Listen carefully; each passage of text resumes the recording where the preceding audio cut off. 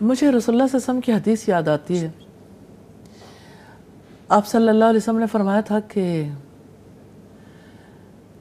ایک مسلمان پر دوسرے مسلمان کی جان، مال اور عزت اسی طرح حرام ہے جیسے یہ دن حرمت والا ہے، یہ مہینہ حرمت والا ہے اور یہ شہر حرمت والا ہے. رسول اللہ نے ان الفاظ سے پہلے یہ سوال کیا تھا ایو یوم ھذا، کہ یہ کون سا دن ہے، یہ کون سا مہینہ ہے اور یہ کون سا شہر ہے. تو صحابہ کرام کو لگا کہ شاید یعنی کہ دن یا مہینے یا شہر کا نام بدل دیا گیا. تو نام نہیں بدلا تھا، رسول اللہ صلی اللہ علیہ وسلم اس کو فکس کرنا چاہتے تھے مائنڈ ذہنوں میں، ٹھیک، کہ سب جانتے ہیں کہ یہ دن حرمت والا ہے، یہ مقام حرمت والا ہے اور یہ مہینہ حرمت والا ہے. میں ایک دفعہ پھر یہ کہنا چاہتی ہوں کہ ان کے دلوں میں تو یہ بات راسخ تھی کہ یہ حرمت والا ہم جہاں رہتے ہیں یہ بات راسخ نہیں ہے نہیں ہے کہ کوئی دن بھی مقدس ہو سکتا ہے یا کوئی مہینہ یا کوئی مقام مقدس ہو سکتا ہے. ہاں اتنا ضرور ہے کہ اس علاقے کو مقدس سمجھتے ہیں جہاں حجاز کو، جہاں پہ اللہ کا گھر ہے یا مسجد نبوی ہے، لیکن جرم کرنے سے تو وہاں بھی باز نہیں آتے کیونکہ حرمت کے ساتھ پھر وہ چیز ان کے مائنڈ میں فکس نہیں ہوئی بھی. تو تینوں چیزیں جو ہیں وہ بہت زیادہ امپورٹنٹ ہیں، جان، مال اور عزت. ہم نے بات کی مال کی اور عزت کی، مجھے ایسا فیل ہوتا ہے ہمیں جان کے تقدس پر ضرور بات کرنی چاہیے.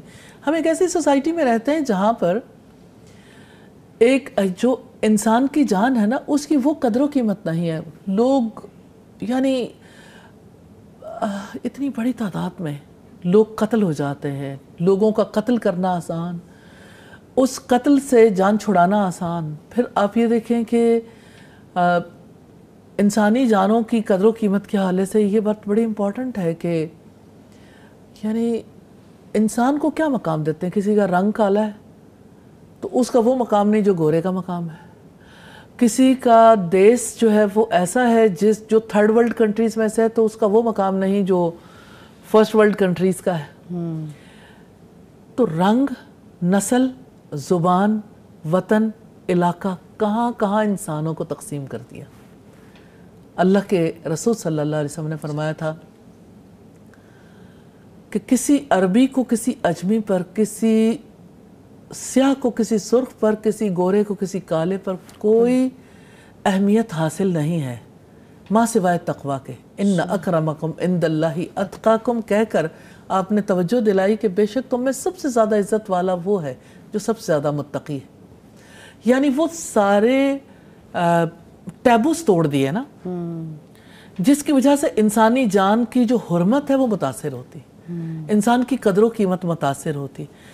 تو آپ اگر دیکھیں تو یعنی دنیا میں کالے کی جان کی وہ قدر و قیمت نہیں ہے، دنیا میں تھرڈ ورلڈ کنٹری کے بندے کی وہ قدر و قیمت نہیں ہے. اور جیسے ہم آج کل دیکھتے ہیں مسلمانوں کی جان کی تو بالکل ہی قدر و قیمت، مسلمانوں کی جان کی قدر و قیمت نہیں ہے. تو پہلے تو ان چیزوں کا یعنی ورلڈ وائڈ ان چیزوں کا تدارک ہونا چاہیے. اور میں سمجھتی ہوں اور لوگوں کو یہ سمجھنا چاہیے کہ یہ چیزیں اس کے اوپر ڈائلاگ ہونے چاہیے. ڈائلاگ یعنی انٹرفیتھ ڈائلاگ ہوتا ہے نا تاکہ لوگ جو ہیں وہ مذہبی منافرت کا شکار ہیں تو قریب آ جائیں. تو مجھے ایسا فیل ہوتا ہے کہ اس پوائنٹ آف ویو سے بھی ڈائلاگ ہونے چاہیے، ہارمونائز کرنے کے لیے. اور پھر یہ ہے کہ جیسے سیمینارز ہونے چاہیے. جب آپ سوسائٹی کا مائنڈ سیٹ چینج کرنا چاہتے ہو نا، آج میڈیا وار ہے نا، میڈیا کے توسط سے کتنی چیزیں لوگوں کے سامنے رکھی جاتی ہیں، ڈراماز بنتے ہیں. پھر آپ دیکھیں کہ ایک یعنی عورت پر ظلم کو ثابت کرنے کے لیے، دکھانے کے لیے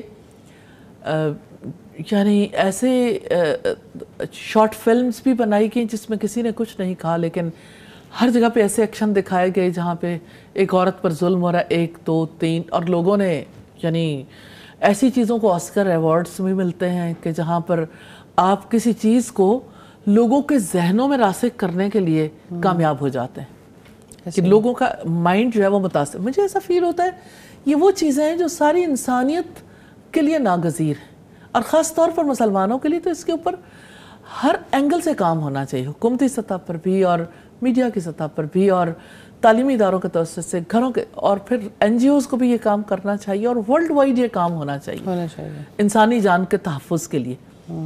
اور پھر یہ کہ ایسے جو قوانین ہیں ان قوانین کا احترام بھی ہونا چاہیے اور اس کے اوپر ٹاکس ایسی ہونی چاہیے کہ لوگ یعنی ایک دوسرے کی رسپیکٹ ایک دوسرے کا ریگارڈ کر سکیں, انسانوں کے ساتھ ہمدردی اور انسانوں کے ساتھ یعنی ان کی ضرورت کا خیال کر سکیں. وہ یعنی اب یہ دیکھیں کہ عجیب دور میں ہم رہتے ہیں.